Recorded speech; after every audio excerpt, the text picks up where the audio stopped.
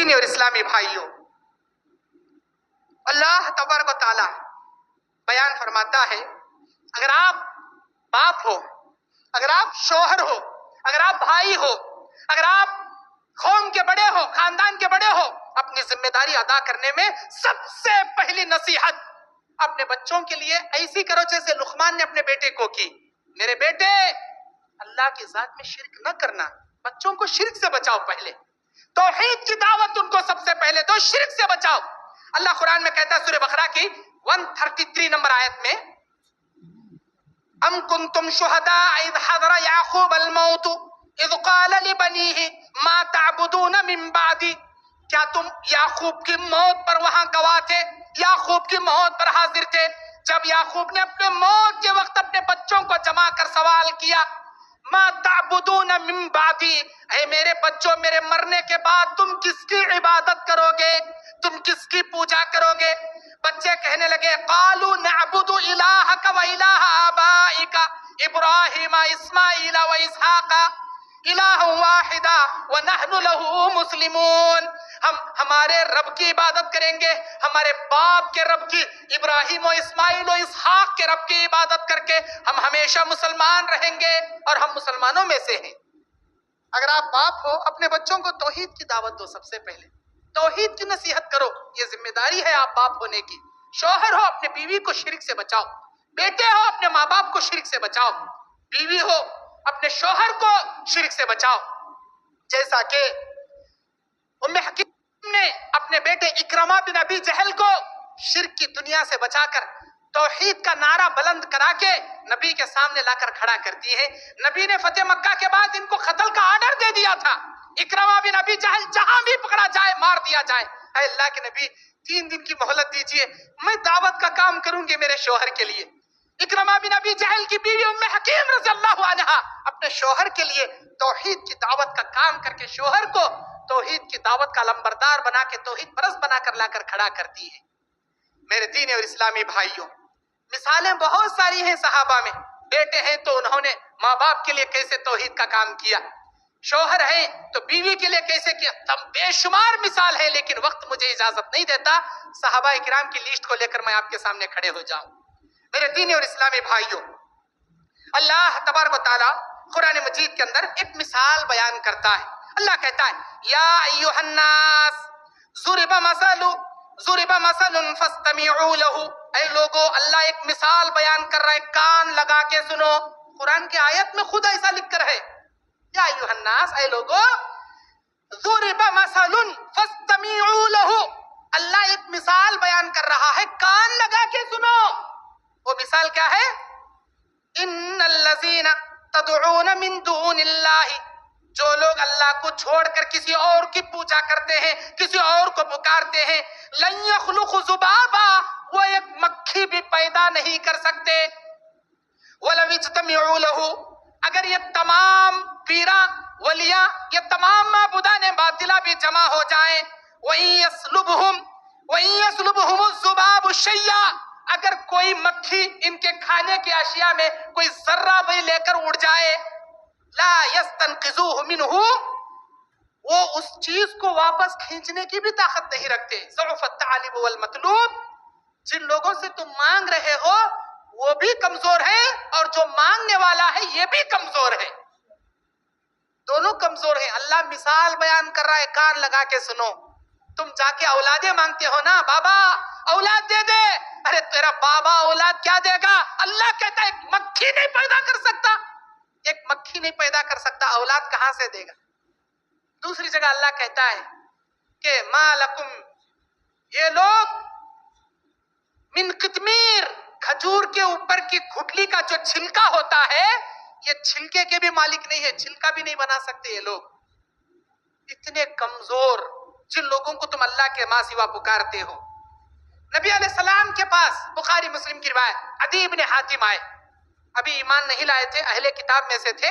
عدی بن حاتم نبی علیہ السلام کے سامنے آئے، ان کے گلے میں سونے کی سلیب تھی، جو عیسائی لوگ اپنے گلے میں پلس مارک کا جو لگاتے ہیں سلیب، وہ ان کے گلے میں سونے کی سلیب تھی، عدی بن حاتم کے گلے میں۔ نبی کے دربار میں آئے، جیسا کہ آج کے لوگ تعویذ پلیتے گنڈا وہ دھاگا منکا وغیرہ وغیرہ اپنے گلے میں ٹنگاتے، کوئی اس نیت سے کہ مجھے کوئی بری نظر نہ لگے، کوئی اس نیت سے تعویذ ڈالتا ہے میرے اوپر کسی جنات کا سایہ نہ ہو، کوئی اس نیت سے ڈالتا ہے کوئی دشمن میرے اوپر جادو نہ کرے، کوئی اس نیت سے ڈالتا ہے کہ میں بیماری سے جلد شفا پا جاؤں۔ طرح طرح کی نیتوں سے تعویذ پلیتے لگانے والوں سنو، اللہ کے نبی کے دربار میں عدی بن حاتم آتے ہیں، سونے کی سلیب ان کے گلے میں لٹک رہی ہے۔ نبی کہتے ہیں اے عدی اسے نکال دو، اے عدی اسے فوراً اپنے گلے سے نکال دو۔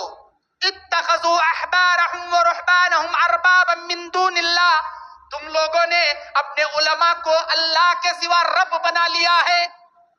حضرت عدی بن حاتم اپنے گلے سے نکالتے ہوئے نبی سے کہتے ہیں اللہ کے نبی ہم نے اپنے علماء کو رب تو نہیں بنایا، پھر اللہ قرآن میں کہتا ہے کہ ان اہل کتاب نے اپنے علماء کو رب بنا لیا۔ سورہ توبہ 31 نمبر آیت، 31 نمبر کی آیت، یہ اہل کتاب اپنے علماء کو رب بنا لیے ہیں، جیسا کہ آج کے بھولے بھالے یہ مسلمان اپنے مفتیوں کو اپنا رب بنا کر بیٹھ گئے۔ جو ہمارے مفتی صاحب بولے وہ حرف آخر، جو ہمارے مفتی صاحب فتویٰ دیے وہ فائنل۔ قرآن کیا تو بھی بولیں گے، حدیث میں کچھ بھی لکھ کے رہو، لیکن ہمارے مفتی صاحب جو فتویٰ دے دیے وہ دارالعلوم کا سکہ، وہ ہمارے مدرسے کا چھاپا، وہ فائنل، قرآن سے بھی بڑا حدیث سے بھی بڑا۔ اللہ قرآن میں کہتا ہے کہ تم نے اپنے علماء کو رب بنا لیا۔ عدی بن حاتم گلے سے چین نکالتے کہتے ہیں اللہ کے نبی ہم نے تو رب نہیں بنایا، پھر اللہ کیسے کہتا ہے کہ ہم نے رب بنا لیا؟ اللہ کے نبی اس کی تشریح کرتے ہوئے فرمائے کیا تمہارے علماء اللہ کی حلال کو حرام میں فتویٰ دیتے تھے، اللہ کی حرام کو حلال میں فتویٰ دیتے تھے؟ کیا تم اپنے علماء کے حلال کو حلال حرام کو حرام سمجھتے تھے؟ نہیں سمجھتے تھے۔ ہائے اللہ کے نبی ہم نے وہ کام ضرور کیا۔ نبی نے کہا اسی کو کہتے ہیں رب بنانا، اسی کو کہتے ہیں رب بنانا۔ اللہ کسی چیز کو حلال کر دیا، یہ مفتی کون ہوتے ہیں اسے حرام کرنے والے؟ اللہ نے کسی چیز کو حرام کر دیا، یہ مفتی کون ہوتا ہے اسے حلال کرنے والا؟ اللہ نے حلالہ بنایا ہے، اللہ نے نکاح بنایا ہے، طلاق بنایا ہے، لیکن حلالہ اللہ نے پیدا نہیں کیا۔ یہ اور بات ہے کہ انسان کی زندگی میں خود بخود 3 طلاقیں پانے کے بعد وہ عورت کسی غیر مرد سے اپنی مرضی سے شادی کرے، وہ چاہے مر جائے یا اپنی مرضی سے طلاق دے دے تو وہ پہلے شوہر کے لیے حلال ہو سکتی ہے، قدرت سے، اللہ کے کرشمے سے یا زندگی کے نیچرل معاملے سے، لیکن بناوٹی طریقے سے نہیں کہ طلاق طلاق طلاق، ایک محفل میں 3 طلاق دے دیا، اب وہ پریشان ہو گیا کیا کرے؟ مفتی صاحب کے ساتھ ایک نائٹ کا نکاح پڑھا دو، ہم نمازی ہیں، بڑے داڑھی والے ہیں، بڑی پگڑی والے، بڑے اللہ والے ہیں، ایک نائٹ کے لیے شادی کرا دو، ایک نائٹ میں یوز کریں گے، صبح طلاق دے دیں گے، آپ کر لو، یہ حلالہ ہے، ہم حلال کر کے دیں گے آپ کی بیوی کو۔ یہ حلالہ نہیں ہے، یہ حرامہ ہے، یہ حرامہ۔ یہ علماء 1 نمبر کے چور ڈاکو ہیں، اور ایسے علماء کے بارے میں اللہ قرآن میں کہتا ہے اتخذوا احبارهم ورهبانهم اربابا من دون اللہ، ان لوگوں نے اپنے علماء کو خدا کا درجہ دے دیا ہے، اور ان لوگوں نے اپنے علماء کے فتووں کو اللہ کا درجہ دے دیا ہے، رب بنا لیا ہے۔ میرے دین اور اسلامی بھائیوں، جو آدمی شرک کرتا ہے اللہ تعالیٰ اس کے موت کے وقت بھی اس کے لیے سختیاں کھڑا کر دیتا ہے۔ شرک کرنے والے کے پاس ملک الموت بڑی بھیانک شکل میں آتا ہے، مار مار کے اس کی دھجیاں اڑا کے اس کے بدن سے روح کو قبض کرتا ہے، اس کے بدن سے روح نہیں نکلتی، مار مار کے اس کے جسم سے روح نکالتا ہے، آسمان میں لے جاتا ہے، اللہ سے کہتا ہے اے میرے پروردگار میں تیرے حکم سے اس کی جان نکال لیا۔ اللہ کہتا ہے کیا کر رہا تھا یہ آدمی؟ آسمان میں اس کی روح داخل نہیں ہوتی۔ جو لوگ اللہ کے ساتھ کفر کرتے ہیں، جو لوگ اللہ کی آیتوں کا انکار کرتے ہیں، لا تفتح لهم ابواب السماء، سورہ اعراف 40 نمبر آیت، اللہ کہتا ہے ایسے لوگوں کے لیے آسمان کے دروازے کھولے نہیں جائیں گے۔ اب آسمان کے نیچے سے فرشتہ اللہ سے پوچھے گا اللہ تیرے حکم سے جان نکال لیا، اللہ کہے گا کیا کر رہا تھا یہ کیا کر رہا تھا جو تو جان نکال؟ اللہ بہتر جانتا ہے وہ کیا کر رہا تھا، پھر بھی اللہ سوال کرے گا، یہ فرشتہ کہے گا اے میرے پروردگار جب میں اس کی جان نکالنے گیا یہ مندر میں سجدے کر رہا تھا، یہ گھنٹی بجا رہا تھا، یہ درگاہوں میں چادر چڑھا رہا تھا، یہ درگاہوں کے سجدے کر کے طواف کر رہا تھا، اے اللہ یہ تعویذ گنڈے کے دھندے کر رہا تھا، اے اللہ یہ فلاں شرک کا کام کر رہا تھا، فلاں غیر اللہ پہ نظر و نیازیں چڑھا رہا تھا، فلاں عرس میں مبتلا تھا، فلاں کیروی میں کیروی کرتے بیٹھا تھا، اے اللہ اس کی جان نکالی۔ اللہ کہے گا مشرک شرک کی موت مرا، جاؤ اس کا ٹھکانہ جہنم کر دو. اور اس کے بعد ہوگا کیا؟ اس آسمان سے اس مشرک کی روح کو زمین پر پٹک دیا جائے گا. سورہ حج آیت نمبر 31 اللہ کہتا ہے وَمَن يُشْرِكْ بِاللَّهِ فَكَأَنَّمَا خَرَّ مِنَ السَّمَاءِ فَتَخْطَفُهُ الطَّيْرُ أَوْ تَهْوِي بِهِ الرِّيحُ فِي مَكَانٍ سَحِيقٍ. اس مشرک کی روح کو آسمان سے پٹک دیا جاتا ہے، کوئی ہوا اسے اچک لے جاتی ہے، کوئی پرندہ اسے اچک لے جاتا ہے، زمین پر پٹک دی جاتی ہے اس مشرک کو. اتنا بھیانک سزا ہے اس کے لیے، مشرک کے لیے، شرک کرنے والوں کے لیے. میرے بھائیو، اب شرک تو پھیلتے جا رہا ہے، شرک کا علاج کیسے کیا جائے، اس ظلم عظیم سے روکا کیسے جائے، ان کو بچایا کیسے جائے. چند ایسے اعمال ہیں جس کو میں آپ کے سامنے ابھی گناتا ہوں، اگر اس کا آپ علاج کر لیں گے انشاءاللہ شرک سے آپ بچ جائیں گے. وہ کیا اعمال ہیں؟ نمبر 1، کسی بھی معاملے میں غلو نہ کریں، کسی بھی معاملے میں حد سے زیادہ آگے نہ بڑھے. اللہ کے نبی علیہ السلام بخاری مسلم کی حدیث میں، بخاری 3440 پر 5 نمبر کی حدیث، 3445 نمبر کی حدیث بخاری کی. اللہ کے نبی فرماتے لا تطرونی کما اطرات النصارى عیسی ابن مریم. اے میرے امتیوں، تم میرا مقام بڑھا چڑھا کر حد سے زیادہ نہ کر دینا جیسے عیسائیوں نے عیسیٰ کا مقام بڑھا چڑھا کر اوپر کر دیا تھا. فقولوا عبد اللہ، تم مجھے اللہ کا بندہ کہو، میں اللہ کا بندہ اور اللہ کا رسول ہوں. فقولوا عبد اللہ ورسولہ، میں اللہ کا بندہ ہوں، مجھے اللہ کا بندہ کہو اور اللہ کا رسول کہو. اللہ کا بندہ کہو، اللہ کا رسول کہو، بس اس سے بڑھ کر کچھ مت کرو، اس سے بڑھ کر کچھ مت کرو. بخاری کی اور ایک حدیث، ملک یمن سے ایک صحابی آتے، کہتے ہیں اے اللہ کے نبی، ہم نے وہاں ملک یمن میں دیکھا لوگ اپنے بادشاہ کا سجدہ کر رہے ہیں. وہ تو ایک ملک کا بادشاہ ہے جو سجدہ کروا رہا ہے، آپ تو ہماری نظر میں پوری کائنات کے پیغمبر ہیں، ہماری نگاہ میں اس بادشاہ سے کہیں بڑھ کر آپ کی عزت ہماری نگاہ میں. اے اللہ کے نبی، ہم آپ کا سجدہ کرنا چاہتے ہیں. نبی علیہ السلام نے یہ جملہ سنا تو غصے سے آپ کا چہرہ لال ہو گیا. آپ نے کہا میرے صحابہ خبردار خبردار، میری زندگی میں میرا سجدہ کرنا تو دور کی بات، میرے مرنے کے بعد میری خبر کا بھی سجدہ مت کرنا، میری خبر کا بھی سجدہ مت کرنا. میرے صحابہ لا تفعلوا هكذا، ایسا ہرگز ہرگز نہ کرنا. اللہ سے دعا کیے اللہم لا تجعل وثنا يعبد، اے اللہم لا تجعل خبری وثنا يعبد، اے میرے اللہ، میرے مرنے کے بعد بھی میری خبر کو سجدے کی جگہ نہ بنانا.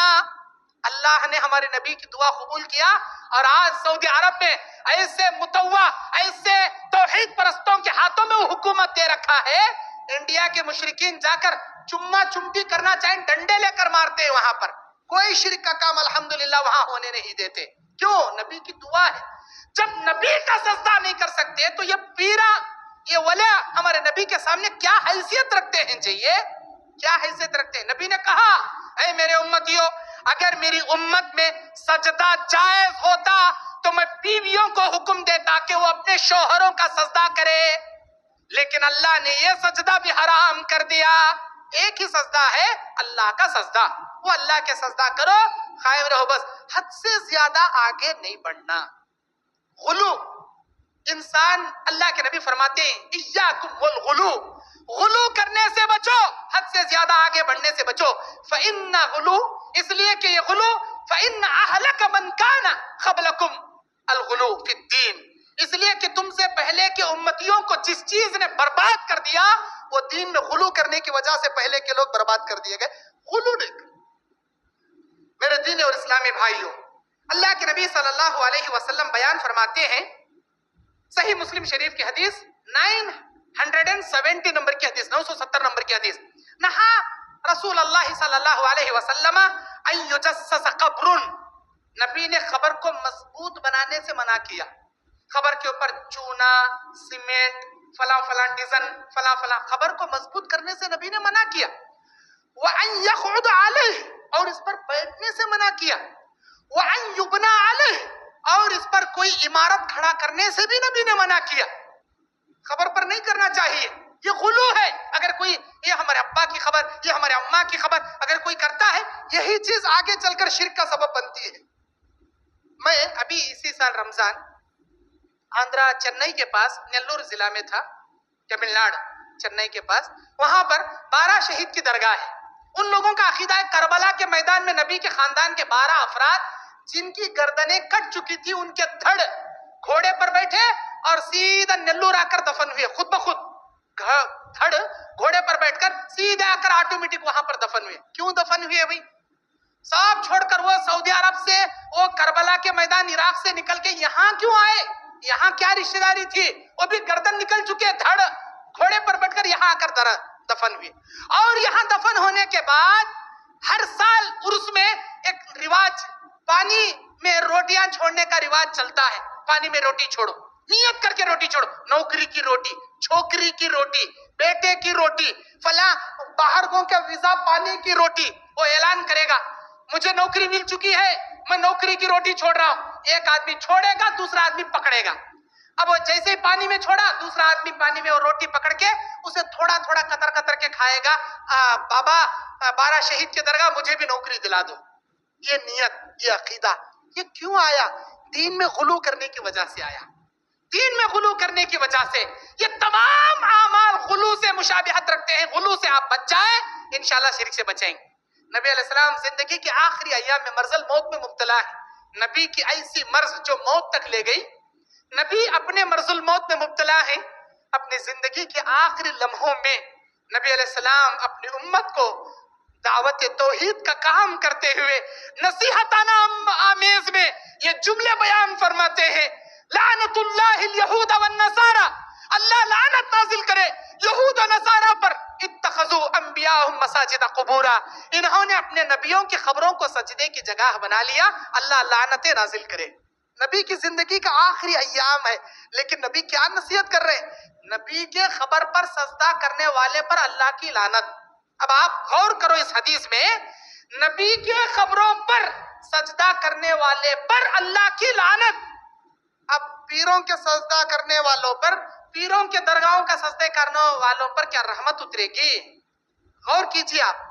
جب نبی کے خبر پر انبیاء سے بڑھ کر اس کائنات میں کوئی نہیں، نبی کے خبروں پر سجدہ کرنے والے پر لعنت اتر رہی ہے، تو یہ اجمیر کے بابا، وہ فلاں گلبرگہ کے بابا، فلاں فلاں تمام درگاہوں پہ سجدہ کرنے والے پر کیا رحمت اترے گی؟